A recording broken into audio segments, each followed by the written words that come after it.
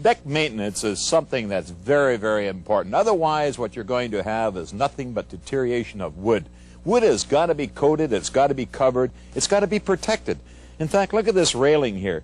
Now, talk about neglect. It has absolutely been neglected to the point that it's just really no good at all. It has to come off and be totally replaced. The railing, the pickets are gone. Look at the surface of the deck. Gone to the point that it's soaking wet in underneath. No protection on the plywood whatsoever. So that's going to have to be all replaced. In fact, it's so bad over here. Look at here. I almost went through it. In fact, it's not safe at all. But the whole deck has got to be repaired, and it's got to really be protected with a coating that's going to last, because you sure wouldn't want to be entertaining up on this surface, would you? So let's get at it. First thing before we do anything, we've got to get rid of this old railing, because it's going to be in the road when it comes to replacing the new plywood deck.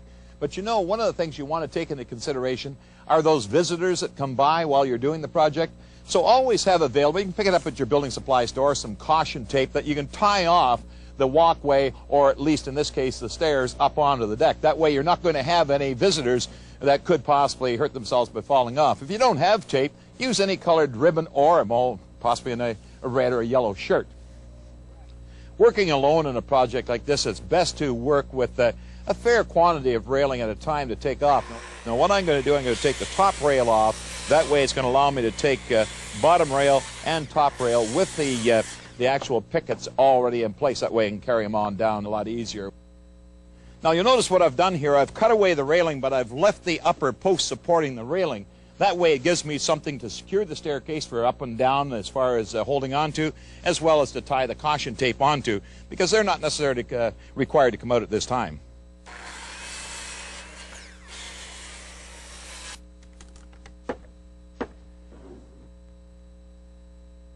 Now I've got the railing all off. Now it's a matter of taking off the actual deck surface, the plywood. And what I have found here, wouldn't you know it, it was put in originally with spruce plywood. Spruce plywood just won't give you the life outside, especially with a roll-on deck surface.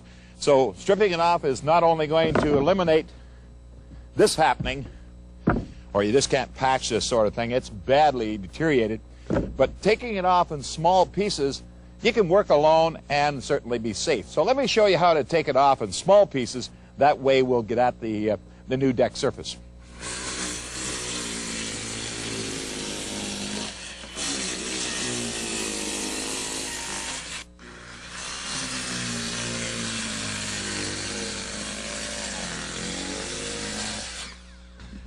Now you can see what I've done here. I've gridded it off, and I'm taking about 18-inch square pieces off at a time, making it much easier to handle. All I have to do now is take a hammer and bash and strip.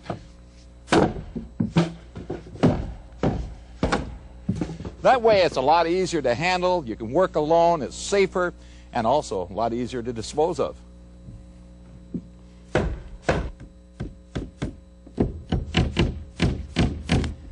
Phew, well, we almost got the plywood all down in place. You'll notice that, well, obviously we got the old plywood off and the new plywood all in place. In fact, good, sturdy fir plywood.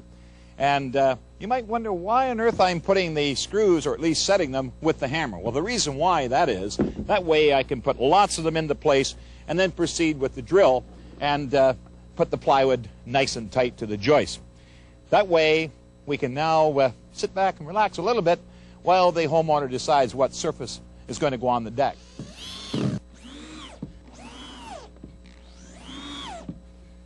Well, there we have it. The plywood's all screwed down. All we have to do now is put on the new deck surface. Let me run through quickly what we've done here. We took off the old railings, then we took the old plywood off. We cut it into smaller pieces so we could throw it in the back of the truck and take it to the disposal site.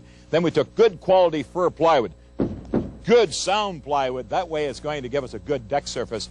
Then we started with our sheets 4 foot, that's the 4 foot width out from the home, and worked right to the outer edge, screwing it down with deck screws. That way, when we applied it at 12-inch centers, good tight surface to that joist.